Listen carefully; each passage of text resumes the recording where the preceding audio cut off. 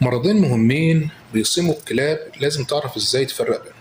عندي في مرض اسمه كينل كاف، وعندي النمونيا اللي هو الالتهاب الرئوي.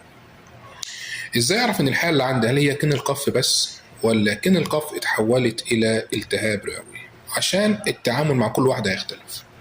خدها قاعده عامه عندك، لو الحيوان عندي هابي دوج، حيوان سعيد، عنده دراي كاف او دراي هونكن كاف، يعني كحه ناشفه زي ما يكون الحيوان هيرجع وهو هيعمل الكحه، عنده 2 ان نورمال ابيتايت، شهيه طبيعيه، نورمال تمبريتشر، حراره طبيعيه، يبقى انا بتكلم على الكينل كاف.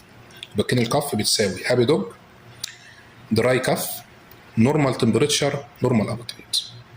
لو الحاله لقيت عندك الحيوان سيك انيمال، حيوان الاكتيفيتي بتاعته بدات تقل، ويت برودكتيف كاف، يعني الكحه بتاعته بعد ما كانت ناشفه كحه بدات يبقى فيها مخاط، ويت كاف، زائد عنده فيفر، زائد الابيتايد عنده قلت او وقفت خالص، يبقى انا بتكلم في النمونيا.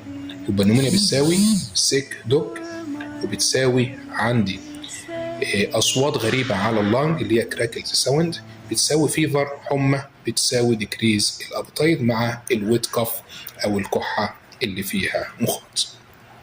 طب اتعامل ازاي مع كل واحده منهم؟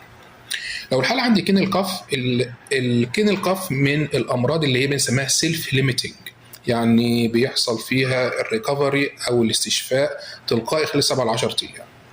كل اللي هتعمله للحيوان ان انت تديله حاجه انت تصف، حاجه تقلل الكحه، حاجه تعالج الكحه اللي موجوده، وخلاص على كده الحيوان باذن الله هيبقى كويس.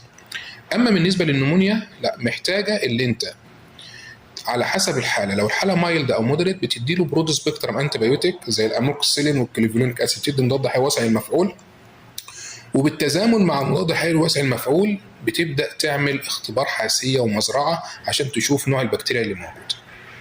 بعد ما نتيجه المزرعه بتطلع بتبدا تدي السبيسيفيك انتي بايوتيك المضاد الحيوي السليم. ولكن المهم عندي في علاج النمونيا نقطه مهمه جدا اللي بيغفل عنها كثير من الناس، وهي الفتره بتاعه علاج الحيوان. في النمونيا لازم العلاج عندي يستمر من 2 ل 3 اسابيع، وبعد الاسبوعين او ال3 اسابيع اعمل ري اسسمنت الحاله، اعاده تقييم للحاله، ابدا اشوف لانج ساوند، اصوات الرئه بالسماعه، واعمل راديوجراف. لو الحاله استقرت استمر اسبوع بعد الاستقرار.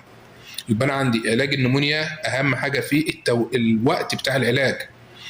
وقت العلاج عندي من 2 ل 3 اسابيع، اعمل اعاده تقييم الحاله، بدا يحصل فيها كرينا ريزوليوشن، بدات تستقر، استمر اسبوع كمان بالمضاد الحيوي. يبقى انا كده عملت بروتوكول علاج صح للنمونيا.